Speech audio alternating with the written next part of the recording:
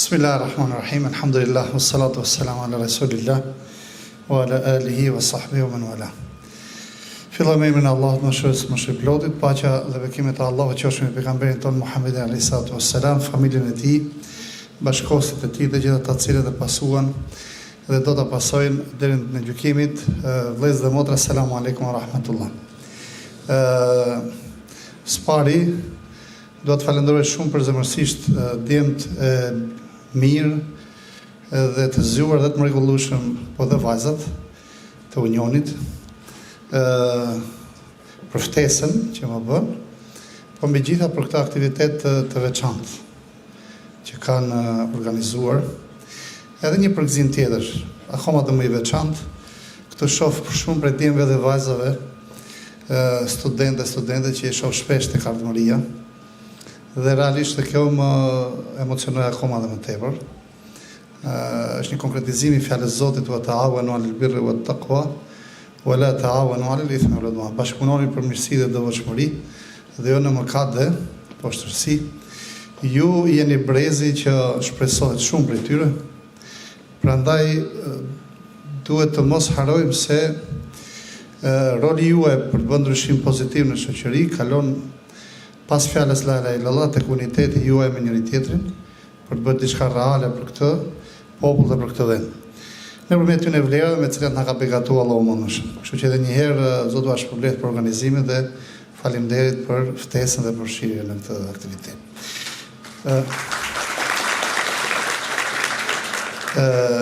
Për sa i përket temës, tema është realisht shumë e zgjedhur, shumë e rëndësishme për aktualitetin tonë, dhe unë do mundohem në 2-3 pika ta përqendroj, si me thënë, temën time.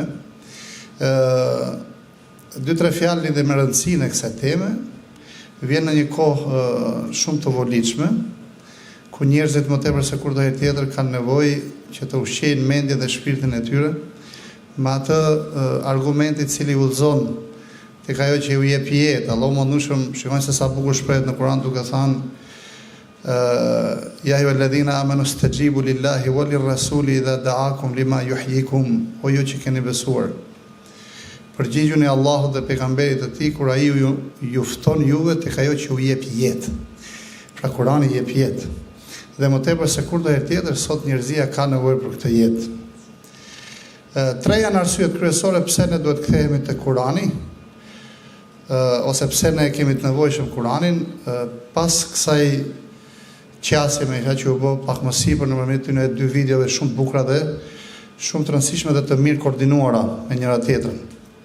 Pra të besosh se Kurani është i vërtet, kjo është diçka. Dhe kjo është fillimi, s'ka dyshime e fjalë. Pyetja është, çka pas besimit tonë se Kurani është i vërtet? Ktu fillon gjithçka. Detyra jonë si musliman është në radh parë të kthehemi te Kurani. Të kthehemi te Kurani me bindjen tonë se është libri i vërtetë. Kurani ka disa karakteristika që nuk i gëzon as kërkush tjetër, as një libër tjetër në dynjë. E para është libër hyjnor, nga fillimi deri në fund. Thot Allahu më ndushëm, nëse do kishte gjetë në këtë Kur'an diçka tjetër veç fjalës së Zotit, do të kishte gjetë përplasje të mëdha në të.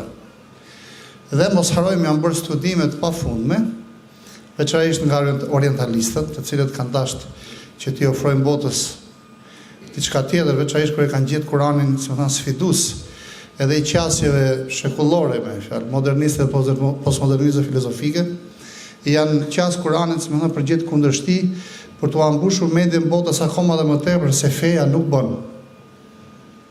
Mirë, po kur panë që Kur'ani është i vetmi që po i reziston. Pra, le të themi, po i përgjigjet nevojës së njeriut për kuptim, për përgjigjet të thella dhe të rënda filozofike, ju futën edhe Kur'anit për ta paraqitur atë si kontradiktor dhe të paaft. Fatikisht shumë për këtyre që u futën dhe ju qasin Kur'anin këtë formë ngelen brenda. Do me thanë, u bën musliman ose të paktën zbuluan brenda Kur'anit madhështi kuptimore që se kishin gjetë as kërkun tjetër. Ne radh parë si muslimat duhet të themi te Kur'ani me këtë bindje. Po jo bindje e verbër, as bindje për katësie, se ne jemi musliman pranaj. Jo bindje e ndërtuar mbi argumenta të qarta, të forta, të fuqishme dhe të thella, mbi cilat ndërtohet çfarë? Mbi cilat ndërtohet një misionarizëm i cili është i pakthyeshëm mbrapa.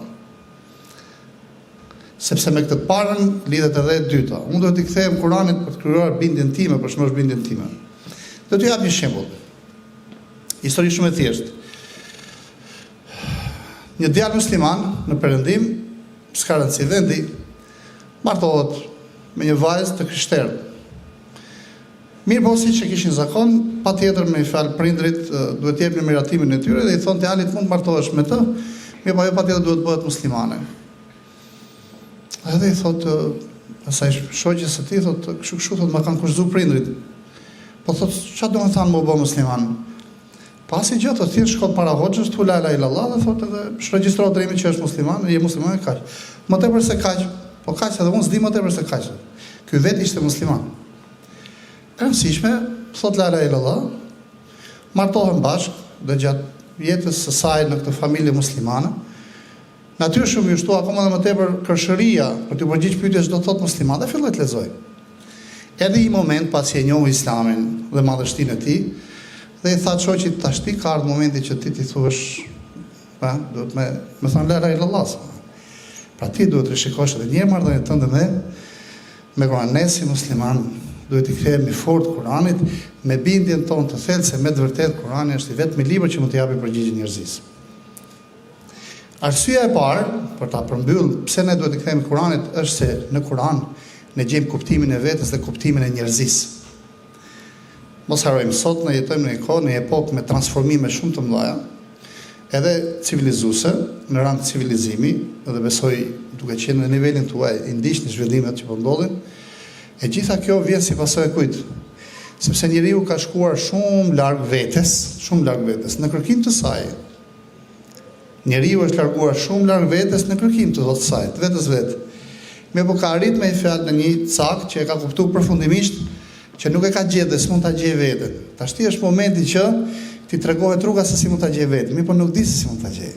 Si puna ai personi që ka shkuar thellë në xhungël apo në një labirinth. Është përpjek dhe e ka lëshu takati. Por është edhe demoralizuar. Njerëzia sot është demoralizuar nga dështimi në kërkimin dhe në gjetjen e vetes.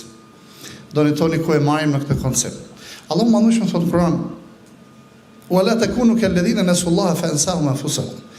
Dhe mos u bëni si ata që haruan Allahun e manushëm dhe Allahu i bëri që të harojnë veten e tyre. Por të na thënë Allahu i manushëm se i vetmi vend ku njeriu megjithëse mund ta gjejë veten e tij ku është tek Zoti. Ela ya'lamu man khalaqa wa huwa al-latiful khabir. Nuk ka as kërkush tjetër që e din njeriu se kush është. Çfarë kuptimi ka, pse ekziston, përveç se ai që e ka krijuar. Sepse është ai i cili din çdo gjë me i lidhur me njeriu, të dukshme apo e padukshme. Din qeni njeriu dhe ngjarjet e tij dhe jetën e tij. Prandaj njeriu sa do të përpiqet që të gjejë veten e tij larg Zotit, nuk bën gjë tjetër përveç se largohet akoma më tepër nga vetja e tij dhe ndodh me ta ashtu si puna atij që kërkon të shuaj etjen nëpërmjet shlirës. Akoma më tepër i shtohet etja për ta gjetë veten e tij. Sot njeriu e ka deklaruar dështimin e tij se s'mund ta gjejë veten e tij. Dhe kjo përpjekje ka filluar që në kohën e Descartes. Tha njeriu, i tha vetes vetë Descartes, tha, unë s'do merrem me Zotin fare, do merrem me njeriu, mi për rruga, por t'i dhënë përgjigje njeriu është arsyeja. Dhe arritëm deri nat, pra njeriu arriti deri atje sa që pretendoi se nëpërmjet arsyejes mund të japë përgjigje gjithçkaje. Dhe me Nietzschen, me vdekjen e Krishtit, u deklarua me fjalë se njeriu edhe arsyeja e tij dështoi njeriu. Po mirë me fjalë, ç'a ndodhi? Kaluam në postmodernizëm dhe për fat keq edhe për atyre që pretendojnë me fjalë se i përkasin shtresën intelektuale, që fatikisht i bie të jenë pseudo-intelektual, flasin me një lloj, le të themi, ashku, me një lloj mahnitje për postmodernizmin. Ndërkohë që postmodernizmi çfarë është vetë? Vdekja e modernizmit dhe i bie që të kalojmë nga një humner, tek e cila presim që të gjejmë fund, kemi parasysh një person i cili bie në humner, edhe është duke vujt shumë. Po duke menduar se do arrin fund dhe do marr fund, kjo e ngushëllon pak. Njeriu në postmodernizëm kalon në një humner pa fund.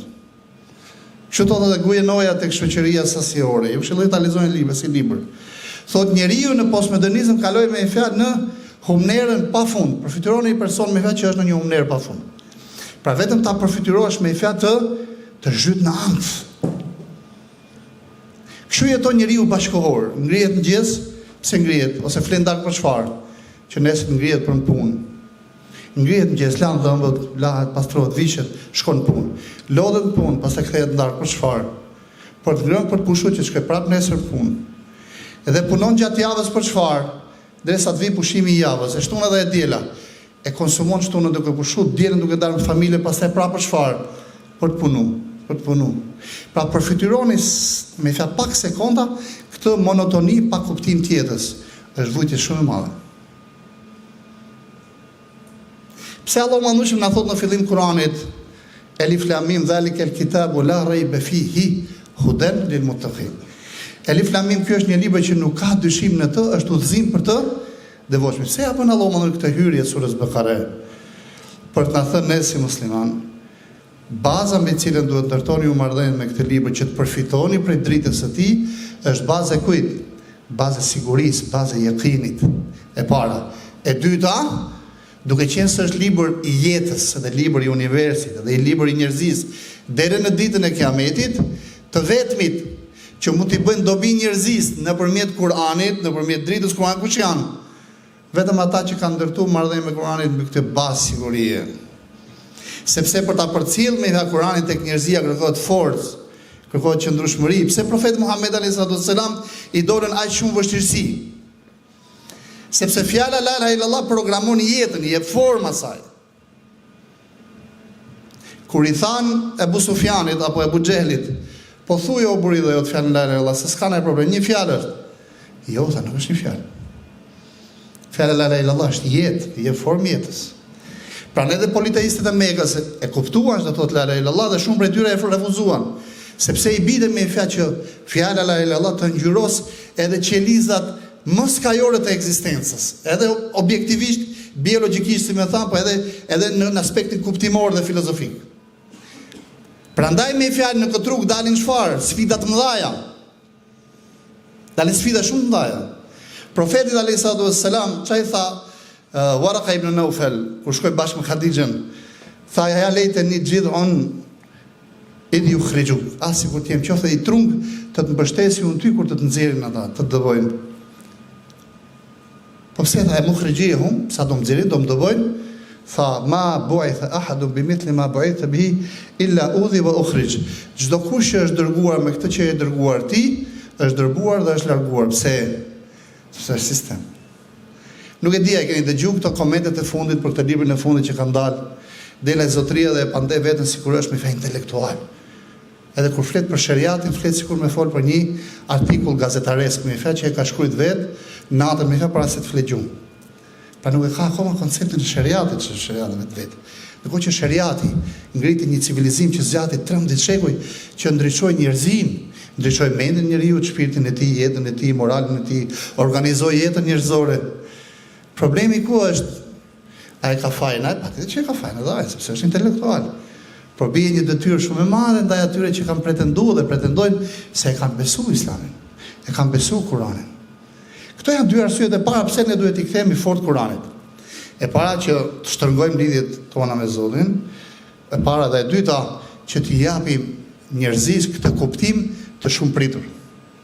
Më ka shokuar miti i Sizifit kur e kam marrë si koncept dhe e kam lexuar si libër.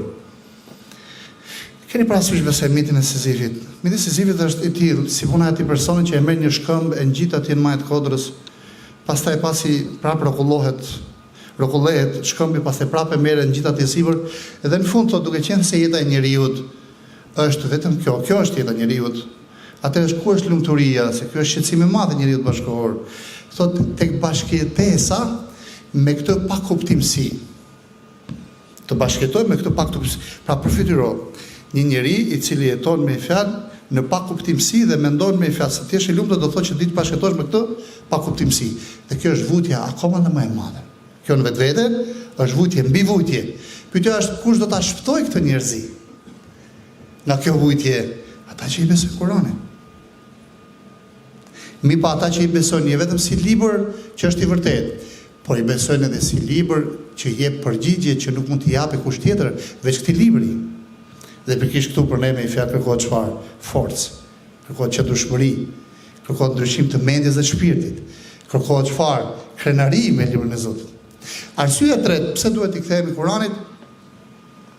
Është një vërtetë e madhe që Allahu mëndueshëm e ka përmendur që fillim Kurani tek sura Fatiha. Është ahireti, bota tjetër. Ne jemi ummeti që jemi ummet me çfarë mëshirë për gjithë botën. Wa ma arsalnaka illa rahmatan lil alamin. Nuk kemi dërguar përveç se mëshirë për gjithë botën.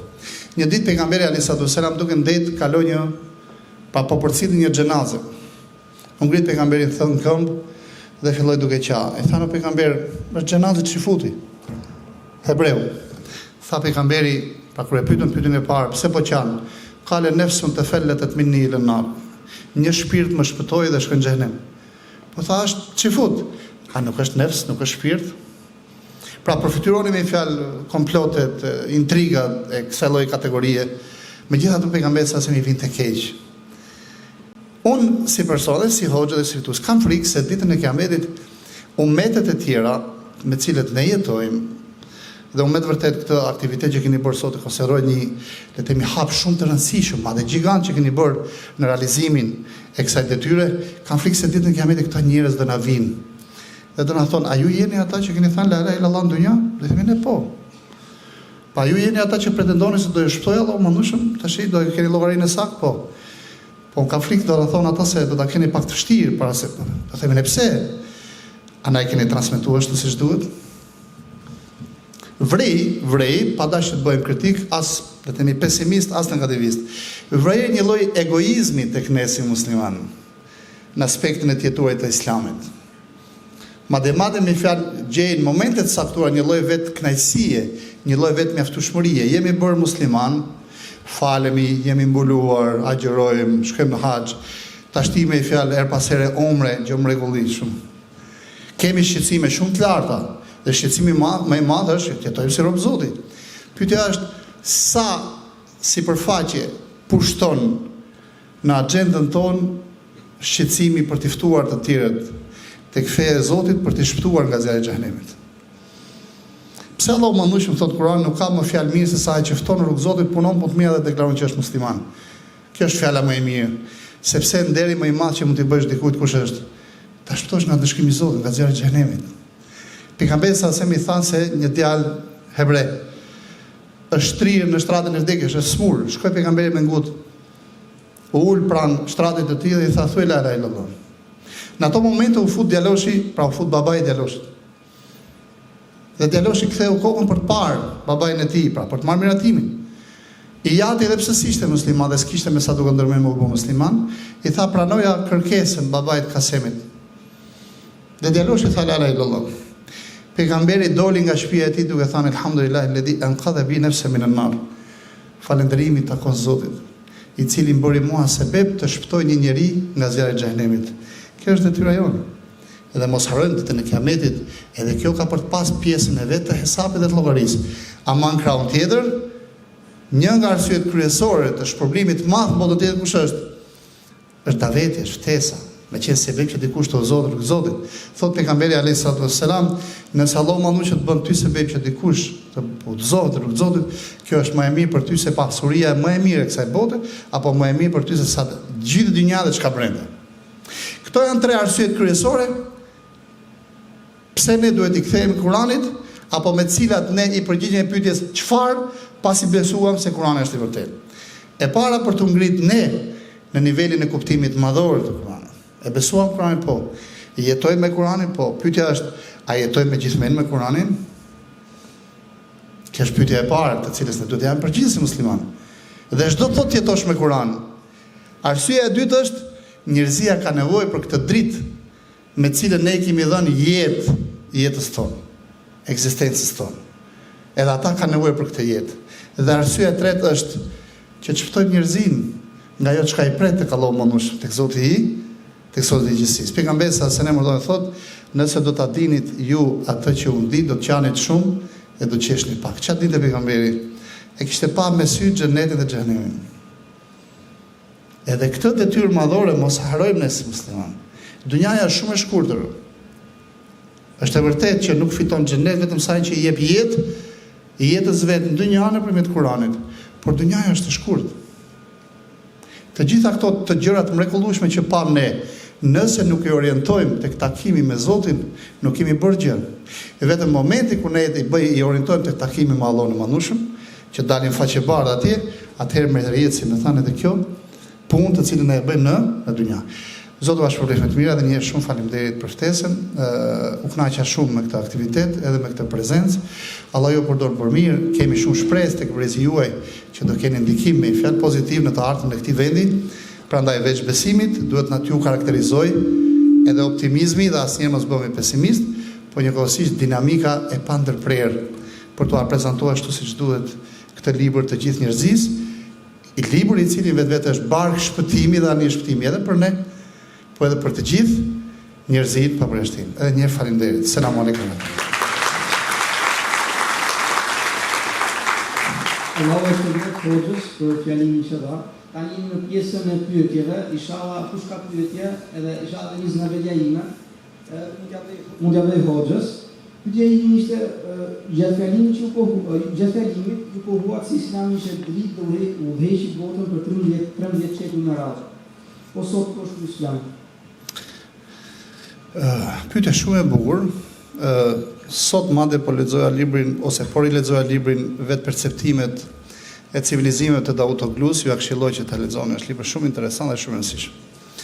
Thotë kur filloi le të themi civilizimi bashkëkor, mori atë hofin e madh veçanërisht në teknologji ose më drejt në industri, pastaj në teknologji, thotë shumë studiues e trajtuan Islamin si një civilizim të vdekur. Pastaj thotë dal nga dal filluan të kërkojnë, të lexojnë, të studiojnë. Madje shkuan edhe në botën islame dhe kuptuan që Islami s'kishte vdekje, dhe Islami s'mund të vdiste, edhe ishte i vetmi civilizim në botë me fjalë që është i pavdekshëm. Islami nuk vdes kur, Islami është përfitërone, unë them edhe diçka tjetër. Nëse nuk do të kishin qenë muslimanët në botë, edhe pse nuk jemi akoma në nivelin e duhur të rolit civilizues, mos harrojmë. Roli që kërkohet muslimanëve është rol civilizues, leadershipi i botës me vlera, jo me pushtet, jo me vlera. Edhe është rahmeti i Zotit, që muslimanët atëherë kur nuk kanë qenë në nivelin e rolit civilizues, nuk e kanë pas botën në drejtim. Edhe është rahmeti i Zotit që muslimanët kanë qenë lider të botës vetëm në momentin kur kanë qenë në nivelin e duhur të fesë tyre. Edhe arsyeja pse ne sot, edhe pse drejt asaj po shkojmë, nuk jemi akoma në nivelin e leadershipit të botës, është se akoma si musliman nuk jemi në nivelin e duhur të Islamit. Aty ku na kërkon Islami në aspektin edhe ideologjik, edhe në aspektin vleror, edhe në aspektin organizativ, edhe në aspektin shkencor. Islami ka 3 komponentë që nuk vdesin asnjëherë. E para është burimi i tij që është Kurani dhe Sunneti. Që është farë, burim që nuk ka dyshim të. E dyta është ummeti musliman. Edhe ky nuk vdes kur. Mund të kesh ummet prapambetur në aspektin organizativ, politik, është ummeti nuk vdes kur, pavarësisht se u bë çmos për ta vdeksi ummet. Dhe unë ju këshilloj se kam përshtypjen mbi 99% e juaj nuk e kanë shijuar shoqërinë Zotit me fjalë idhtësinë e komunizmit, do ta them shpesh edhe atyre miqve që vinë nga jashtë Shqipërisë, u them nëse doni argument se Islami po u fut në një vend nuk vdes kur, kujtoni komunizmin në Shqipëri. Komunizmi në Shqipëri ishte një projekt djallëzor për ta shkull Islamin nga rënjët nga populli shqiptar, nuk u realizu, dështoi. Dhe kujtimi i këtij fakti ne duhet na jep zemër akoma dhe më tepër. Dhe elementi i tretë është gjeografia. Muslimanët, ummeti islam ka gjeografinë më të rëndësishme në botë. Nëse nuk gaboj 8 nga 9 kalimet ujore strategjike në botë janë në botën islame. Mos harrojmë të gjë. Davutogluja ka thellësia strategjike, edhe këtë libër ju këshilloj, ta lexoni veçanërisht ju si brezi ri që inshallah të keni rol. Thot ne jemi në një gjeografi, jetojmë në një gjeografi të patolerueshme. Si ose duhet punojmë për të qenë ne të parët e këtij rajoni, ose s'do na lënë rahat të tjerët. Janë këto 3 komponentë. Çau duhet muslimanëve tash, ajo që tham pak më sipër. që ne vetë si musliman të ngrejmë në nivelin e duhur të këtij Kurani, rreth parë në nivelin e padyshueshmërisë dhe sigurisë, edhe e dyta në nivelin e kujt konceptual, filozofik, vleror dhe moral dhe organizativ të këtij Kurani. Mos harroni këtë pesë. Po inshallah na jepet mundësia në herë tjetër me e diskutu. Këtë pesë mos harroni asnjëherë. Kur mund të pretendojmë ne se jemi në nivelin e duhur kur kemi parasysh të pesën? Në atë moment që ne do jemi ashtu siç duhet, këtë nivel do ta shikojmë që bota do të bëhet, pra ky nivel ka për të përbërë vetë një magnet jashtëzakonshëm që bota shumë lehtë do drejtohet drejt prej tij. Një nga dietarët, për rastin takohen para kam përshtypjen 15 vitesh, e pyes dhe i them që si ka mundësi që keni qenë kaq vite në filan shtet dhe nuk ngritet një entitet me fjalë islam politike etj. Thot modelosh, shikoj. Civilizimi islam të ka i veçori, që se ngrihet islami si model, qoftë edhe në një ishull të vogël, i gjithë oqeani drejtohet drejt tij. Pra kaq të fuqishëm e ka gravitacionin. Pra ne jo thash pak më sipër, çai tha Ebreha, ai vora ka i bënë u fel pejgamberit. Sigur të jem qoftë edhe një trunk me që të të mbështesi ty kur do të dëvojnë. Pse tha të më dëvojnë? Çdo kush që ka ardhur me këtë mision, ai më thash lëndu dhe është dëbu. Pavarësisht se pejgamberi, përfiton sa i paqt ka qenë pejgamberi. Shumë i paqt. Dhe një nga sfidat që keni për të pas ju si brez, kur të vi momenti që të keni rol, do jetë përçarja. Ai është prej Ikhwana, ai është Selefia, ai është Tabliga, ai është Sufia. Kujdes nga këto. I kemi konsumuar ne si hoxhallar, sa që jemi vel. Na ka dalë për hunç. Rini ke fjala la ilaha illallah, wa atasimu bihablillahi jami'an wa la tafarraqu. Kapuni gjithë paslitarit Allahut mandushëm dhe mos u përçarni. Wadhkuru ni'matallahi alaykum idh kuntum a'da'an fa'alafa bayna qulubikum fa asbahtum bi ni'matihi ikhwana. Dhe kujtoni mirësinë e Zotit mbi ju kur ju ishi armiq të njëri tjetrit dhe Allahu mandushëm u bashkoi zemrat, u lidhi, u afroi zemrat dhe me mirësinë e tij u bë vëllezër. Rini këtu, mos u bëjmë. Qëndroni aty. Khalid ibn Walidi 5 sure dite. Ne e dinë se kush ka Khalid ibn Walidi. A ditë a Khalid ibn Walidi Ikhwani, Selefi, Sufi, Tablighi, ku e ditë, si ditë këto gjëra. Ditë vetëm fjalën la ilaha illallah, edhe kishte qartë që fjala la ilaha illallah është me i fat çfarë, boshti i kujt i ekzistencës. Edhe dita që fjala la ilaha illallah ka ardhur që të rrezatojë dhe të lëshojë dritë edhe në qelizën më skajore të ekzistencës. Këtë ditë shumë mirë Khalid ibn Walidi. Dhe kjo ishte burimi i forcës së ti kujdes nga këto. Brezi juaj, sfida kryesore që do të ketë, do të jetë pikërisht kjo, se mashallah jeni besimtar, dini shumë çka nga feja, jeni të studiuar, të mësuar, me profesione, me menca dush. Këtu ka për ta shejtani mallkuar. Dhe mos mendoni se ka për ta shejtani që ne vazhdimisht duam me nxjerr prej trupave. Hajde xhindi këtu ta nxjerrim se ka hyrë. Do vije shejtani njëri. Madje do të jetë shumë i bukur edhe me kollare. Madje do të jetë për aty në shejtane që pretendojnë se janë edhe musliman. Kur të shohin që do keni rol, fillojnë për çaj. Pra ne kujdes me kjo, besoj isha i qartë. Më shumë se ç'duhet nuk kam.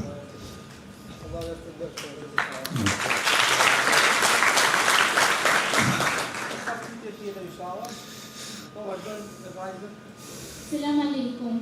Selam. Kurani është një libër i madh, cila është mënyra në të cilën studiohet Kurani, do të dish arabisht, a studiohet vetë, ka nevojë për të pyetur dikë që është kompetent rreth Kuranit? Mashallah. Allah është shpërblet. Pyetje shumë interesante. E para gjë, Kurani është libër jete. Dhe gjithçka tjetër e ka në shërbim të kësaj. Edhe argumentat shkencore i ka me fjalë ndihmues për të na ndihmuar ne që të ndërtojmë atë platformën e sigurisë mbi cilën ne do ndërtojmë marrëdhënie me Kuranin. Është libër jete. Duke qenë libër jete, ka me fjalë boshte konceptuale dhe boshte vlerore, të cilat gjithë njerëzit mund t'i kuptojnë edhe pa ditë arabisht. Edhe pa ditë arabisht. Fjalën la ilaha illallah edhe pa ditë arabisht e kupton. Shtyllat e islamit i kupton. Misionarizmi për qenë ftues, ai duhet me ftuar edhe të tjerët në fe, edhe këtë e kuptojnë. Detyrat madhore, çdo kush i kupton pas kusht, pa qenë kusht me qenë me ditë arabisht. Shtyllat e imanit i kuptojmë gjithë. Kjo është pjesa çfarë? Që ndryshe tek surja Ali Imran quhet Ummul Kitab. Do të thotë çfarë? Shtylla e librit, shumica e tij, themeli i tij. Kjo është pjesa e parë ose kategoria e parë e përbërëse e Kuranit. Kategoria e dytë janë çështje që kanë nevojë për çfarë? Për një platformë dijesh që mekanizëm kryesor kanë arabishten, që duhet me i ditë ata patjetër me fjalë për t'i shpjeguar. dhe për t'i detajzu. Besoj është të qartë apo jo? Kjo e dyta kemi nevojë të jemi ekspert. Kjo e para me fjalë. Pra ne kujdes nga teza që për ta kuptuar Kur'anin duhet me pas patjetër një hoxh që të na ri mbi krye. Po, për të mësuar se si lexohet Kur'ani duhet me ke pas hoxh. Bukur, për me e kuptuar Kur'anin me qenë taf me e kuptuar në arabisht, duhet me pas hoxh, arabisht e ka ato normat e veta, ligjet e veta. Bukur ka ato rregullat e veta. Për me qenë le të themi referencë fetare, sheriatike, mu a mësu njerëzve dhe mu a shpiku detajet e fesë, pa tjetër. Me kuptu me fjalë thelbin e Kuranit, jetën e ti, shpirtin e ti nuk ka nevojë për hoxh. Nuk ka nevojë për hoxh. E qartë apo jo? Pa duhet ta bëjmë këtë lloj. Këtu kemi një çark jo të thjesht të shejtan me kuvjet thot atres pas kemi mundësi me fjalë që çfarë gjithë me hoxhallar dhe t'japi mend, kujdes nga kjo. Është një fenomen që s'duhet bim. Thot pejgamberi bellighuani walau aye, transmetoni për me qoftë edhe një ajet, çdo thot aje. Vet fjala aje do të thotë diçka të qartë, transmetoj ato që e ke të qartë.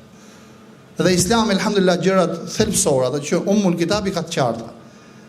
Ato që i ke të qarta, transmetoj. Fjalën la ilaha illallah, s'ka nevojë me pas hoxh mrapa me të thënë se si me ftun fjalën la ilaha illallah.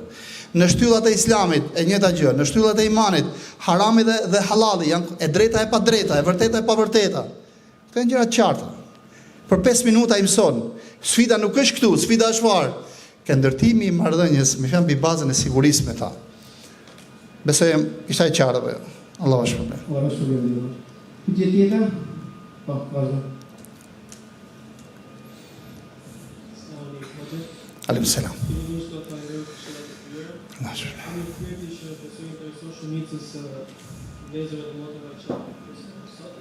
Shumë prej nesh një pjesë e ditës se kalojnë në ambiente pune ku kanë të bëjnë njerëz të përkatësisë të tjera të ndryshme. Përveç faktit se mundohemi që sjelljen tonë në punën që bëjmë reflektojmë besimin tonë në një mënyrë të drejtë, çfarë mund të ishin disa mënyra ose sjellje që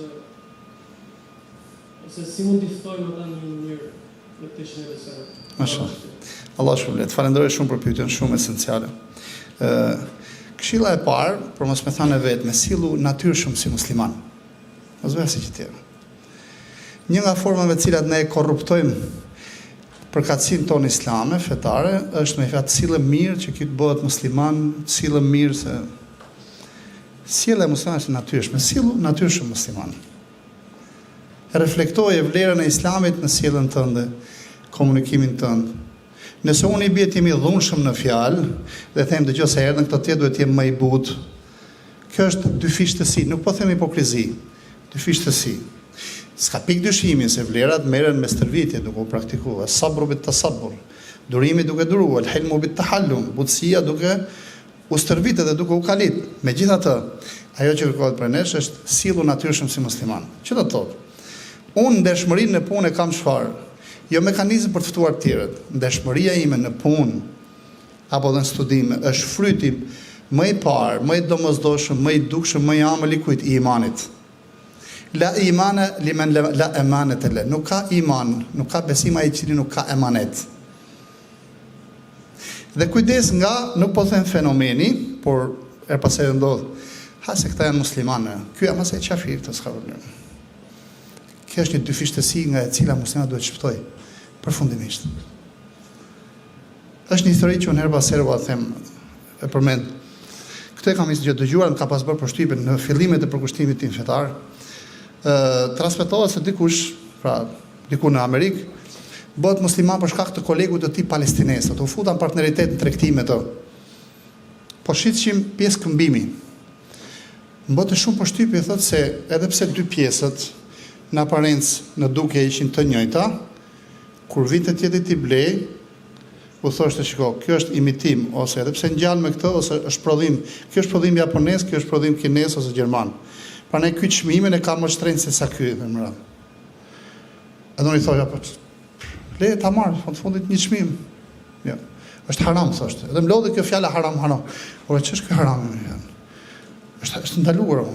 Po mi nga vjen kjo? Në ka ndalu profeti, po kush është ky profeti? Është profeti i Zotit, po kush është ky Zoti juaj? Rëndësishme u bë musliman. Një sjellje. Pra ne thot Allahu madhushëm, laqad kana lakum fi rasul uswatun hasanatun liman kana yarju Allah wal yawmal akhir. Për ata që me gjithmonë synojnë kënaqësinë e Zotit dhe shpërblimin e tij në botën tjetër, tek profeti Muhammed është modeli më i mirë, sillu natyrshëm si musliman. Kaq. Po e bërë këtë gjë, e ketë garantuar ndikimin. Shoqëro gjithashtu me vete, shoqëro shqetësimin për t'i ftuar të tjerët në rrugën e Zotit. Në shumë raste ne ndikojmë tek të tjerët, që ata të bëhen musliman pa ju fol asnjë fjalë, vetëm me model dhe me shqetësimin në zemër që ai të jetë musliman. Pejgamberi sa sem lutej bënte dua, o Allah, lartësoj Islamin me njërin prej dy ymerave, Omar ibn Khattabi dhe Omar ibn Hishamin, pra Abu Jehli, bënte dua pejgamberi. Edhe pse ata nuk e dëgjonin. O Allah, na lartësoj Islamin me njërin prej dyve. E kishte shqetësim pejgamberi. Dhe Allah mandu që ju përgjigj shqetësimit pejgamberit, u bë musliman Omar ibn Khattabi. Le të mbajmë në zemër shqetësimin për t'i udhëzuar njerëz nga feja e Zotit. Deri në atë nivel ishte shqetësimi i pejgamberit për t'i ftuar të tjerët në fe, saqë ishte duke e shkatruar veten e vet. Saqë Allah më ndori qetësoi dhe tha fal'allaka bakhiyun nafsaka ala la yakunu mu'minin. Tha ti je duke e shkatruar veten tënde për shkak se ata s'bën musliman. Saqë Allah më ndori për ta qetësuar pejgamberin, fundi tha wa ma aleka illa al-balagh wa ma ala rasuli illa al-balaghul mubin. Ti nuk ke për detyrë përveç se çfarë, transmetimin e qartë, kaq. Pse? Sepse pejgamberi po e lodhte veten shumë shpirtërisht që njerëzit pse s'po bëhen musliman. Po e patëm këto dyja, kemi të garantuar suksesin. Në shumë raste ti duket sikur u takova pive i kafe me të, u haru. Ai fatikisht thot, a të kujtohet o emri? Si e kemi? O Ahmet, kujtohet që kemi pi kafe? Bukur? Është bërë si piva e kafe ajo të... Por ta përmbylli t'rregoj një shembull, pa dashur ta bëj vetëm time ta prezantoj si shembull. Në 95-ën hika për studimin në Medinë. Kur u ktheva, u takova në Peshkopi me një nga ish kolegët e mi. Në 93-ën e mbylla shkollën me mesme. Në 94 shkova në Medinë. Në 95-ën vetë 95 u ktheva. Në Peshkopi takohem me një nga ish kolegët e mi. Në 93-94 ka qenë tranzicion shumë i madh, stabiliteti në sjellje nuk ka qenë aty ku duhet rëndësishme. Hypëm në tjetër furgon, edhe më thot mu, sa vodi, thot, a e ke nda mendo, thot ti? Themu për çfarë, që ti jesh hoxh? Po, e themu. Po mi më burë, ku e gjitët, thot, këtë forcë me i fjalë për t'u falë 5 herë në ditë, për rrasësh. Dhe llogarit e kemi bëmë, ja gjysmë orë rrugë, ky ishte muhabeti i tij. Në 2001 më merr në telefon. Mbaj me kam qenë duke shku ke rruga Don Bosco për në shtëpi. Thot jam filani, më kisha rrugët e emrin. Thoj po, thot në mënyrë urgjente dua të takoj me ty. Ku je? I them ke kulla Sahat. Tukë. Shkova të takoj me të, e pashi dhe në fytyrë kishte ndryshuar. Tha kam dalë me unë tha me këthy rrugën. As e kisha ftu, as e kisha. Thjesht njerëz ndikohen me ato që ti ke dalë me të bësh musliman. Dhe shumë njerëz. Po të shikojmë pse islamofobia në Shqipëri tashmë pothuajse bukur mos e barazojmë këtë që ndëgjojmë tërmat e poshtë me islamofobi. Mos bëjmë prej kësaj. Bukur, pra islamofobia tashmë ka kaluar në vdekje klinike në Shqipëri. Dikur ka qenë shumë e theksuar. Pse? Sepse tashmë kemi 10 qindra dhe me mira të ri musliman, intelektual, profesor që i ke brenda në shoqëri. Dhe thjesht duke i pa me sy thonë, janë pralla ato që thonë televizor.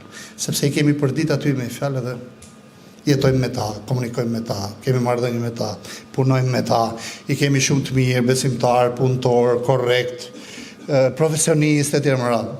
Se mi kanë thënë mua vetë si hoxh. Besoj e qartë. Allah shumë me thënë.